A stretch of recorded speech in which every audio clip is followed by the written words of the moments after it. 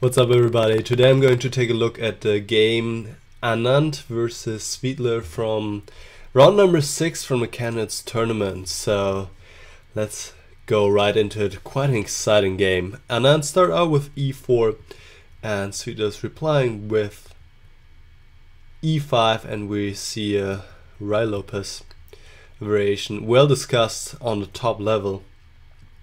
So both players obviously are following the theory here, the opening theory. And at this point white has many options. Actually, it's kind of separated into allowing black to play the marshal by playing c3 at this point, and then the marshal variations d5 goes from here, or playing anti-marshal variations such as h3 or d3. Or, as Anand played in this game, a4. Now bishop b7, and that came as a surprise to Anand because usually in this position Svidler plays b4.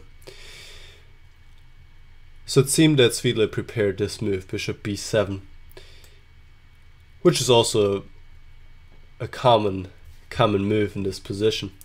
Now d3, rook e8. These moves are natural maneuvers from both sides. Black plays the rook on the e-file, which makes a lot of sense, and retreats with the bishop. Now c3. White is preparing to play d4 at some point. Knight a5. White wants to keep the bishop, so bishop retreats to c2, and now c5. It's very common. Black moves the knight out of the way and then takes more control of the center. And now Anand played d4 right away. Sometimes people wait and go knight f1 first and maybe knight g3, but Anand decided to go d4 immediately and to ask some questions in the center. And here I believe Svidler didn't make the best choice. He took e takes d4, and it seems the arising positions are quite dangerous for him. Instead, c takes d4 seems more sensible, and then here black can take on d4, which we'll see in a moment, but I think the move queen b6 is quite good in this position, and black is making use of the fact that the white pieces here on d2 and c1 are still a little bit entangled, and white is not able to develop the bishop quite easily. So for example, if white was to take on e5 now, then black could play knight g4, hitting the pawn at f2, and would force white to play moves such as rook f1. Black can increase the pressure, bishop c5, and all the black pieces are active, and it seems black is doing quite well here. So instead, white could play d5, first taking on b5 or immediately d5, but here also bishop c5, queen e2, rook a c8. All black pieces seem on pretty good squares here, and I don't think black has any problem. So I'm not quite sure what Svidler didn't like about this variation, but it seems to me much more solid than what happened in the game. So e takes d4, c takes d4, now d5 is very dangerous for black and leads to an advantage for white for sure. Even though it's the thematic move to play in the center, but here it just doesn't quite work for black. So instead, black probably should take on d4, but already I wouldn't quite feel so comfortable here for black. e5, knight d5 now. White could take on b5, but I'm not sure if it helps white that much, so maybe just knight takes d4 immediately, knight b4, and bishop b1. Keep this really strong bishop, right, because you always want to have attacking ideas against the black king.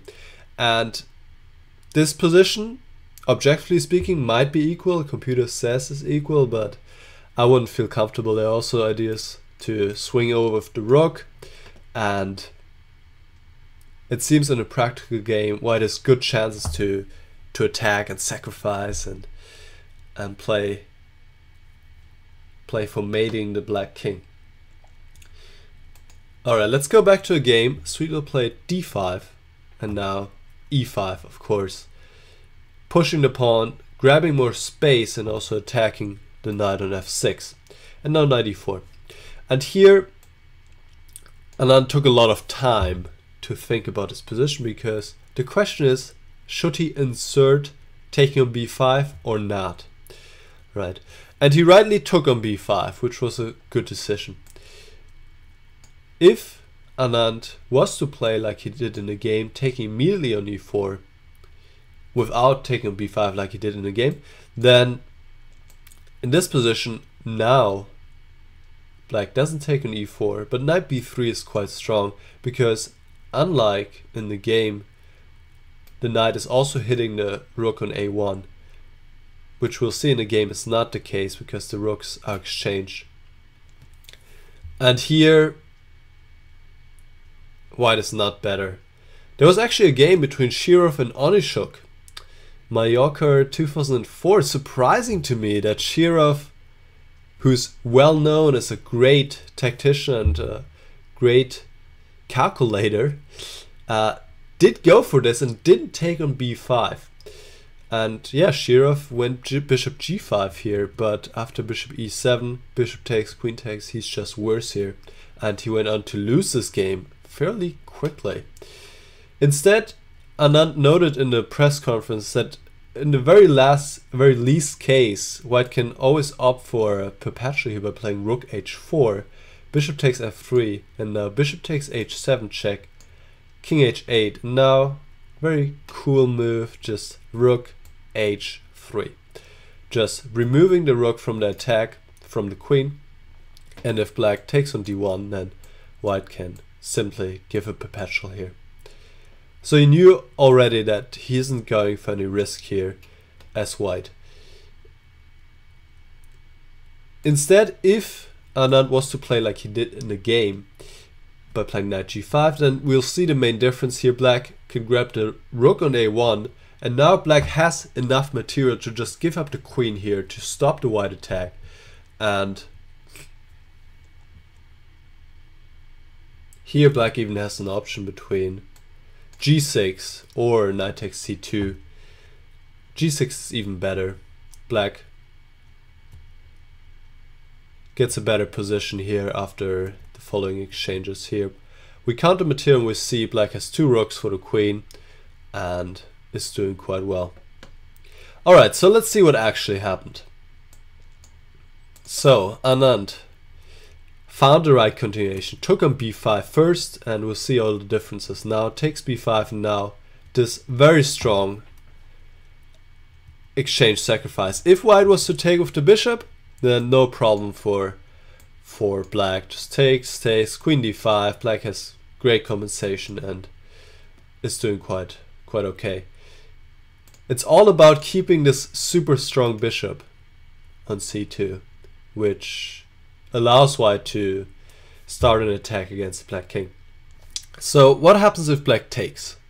Then bishop takes e4, of course, also white is hitting the rook here, and we have to remember white is up a pawn right now, and also has a chance to advance this pawn on the d-file. Here, if the rook moves to a7 or b8, then white can just sacrifice this bishop, and this will be a mating attack. So it seems the most logical option would be rook a6 to defend along the 6th rank. But now queen d3, hitting both pawns, h7 on b5, and queen takes b5. And this is also really good for white. White has already 2 pawns for the exchange, and this pawn is very strong. The white pieces are better coordinated. This is pretty much winning for white. So Svidler went knight b3 here, and then the position is just lost. And to be honest, it's a little bit surprising to me, because in the press conference he said that he saw the whole variation up until the end when he resigned. And he thought he doesn't have anything better, and he was just hoping for Anand to go wrong. But to me, if I'm able to spot a variation and I'm playing against a player of equal or better strength, then I can't expect my opponent also to find this variation. This is exactly what happened. So knight b3 is just still hoping, but instead black could have put up a better fight by playing g6 and just blocking this diagonal for now and stopping the white attack. White is up a pawn, but black can fight. So for example, bishop g5, now queen d7 is possible, bishop e7, bishop takes e7, queen takes e7. Here white probably should retreat, rook e1, and white is better. White is up a pawn, but black is fighting. The game is not just over immediately. Instead d5 would also be possible, and then queen d8 back, and white is to go, or queen d7, white is to go for something like e6. We enter an endgame. It's not that clear anymore. Black has chance to hold.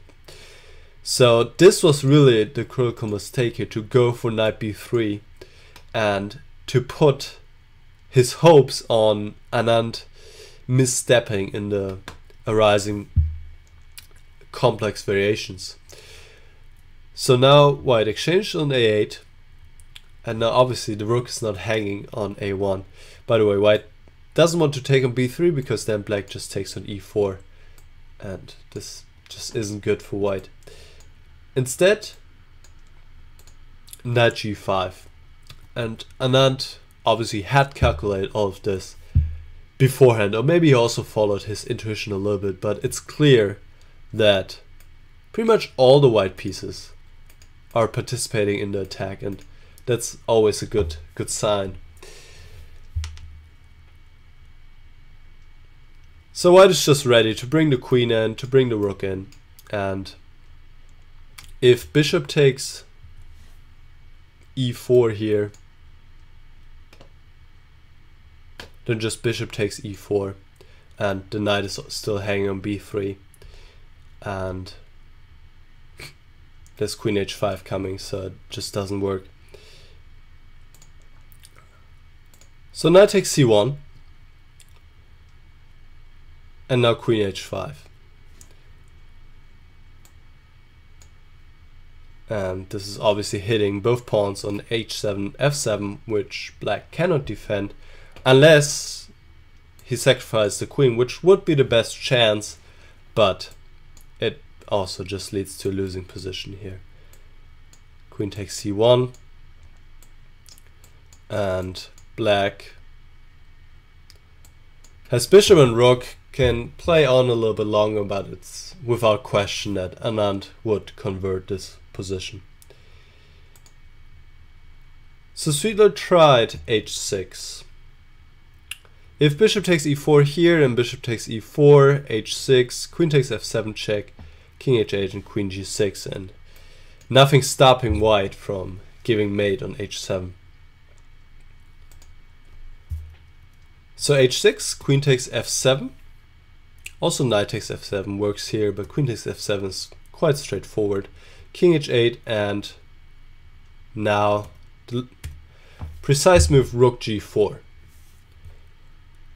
which is simply defending the knight on g5 from being taken by the queen, and on the other hand opening up the diagonal for the bishop, and queen g6 is a devastating threat, and there's nothing black can do against it. It's quite simple,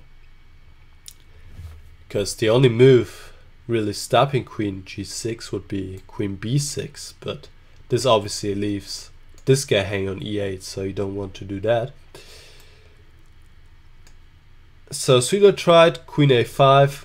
The only other move he could try is knight e2, but white just has to find king f1, not king h1, which would lose after queen a5, because suddenly the back rank will lead to white's defeat. But king f1, there are no back rank issues, it's just over. Nothing stopping queen g6. So queen a5, threatening checkmate. White doesn't have time to take on e8, but has to defend his checkmate. And another very precise move here, h4. And here Svidler resigned. Obviously white is opening up space for a king, but it's also important that white plays h4, not h3, because of the following variation: queen e1, king h2, and knight e2. Looks strong, threatening once again checkmate, but here, very nice move, knight h3. I think Svidler could have allowed this in the game. It would have been a nice finish. This silent retreat by the knight covers g1. There's no more attack, nothing stopping queen g6. So black just loses. Also in this position, obviously, despite queen g6, there's also the threat of queen takes e8. So quite a good game by Anand, who played a very strong attack and found all the precise moves. First off, this decision to take on b5, that was really important to exchange the rooks. And then he had to find some only moves, but he did, and you can expect this from such a great player like Anand. And it seems to me that Svidler went wrong pretty early when he played e takes d4, and this allows this whole opening up of the bishop on the b1 h7 diagonal, and the arising positions are quite dangerous for black. Alright, I hope you enjoyed this analysis, and I'll see you again soon. Goodbye.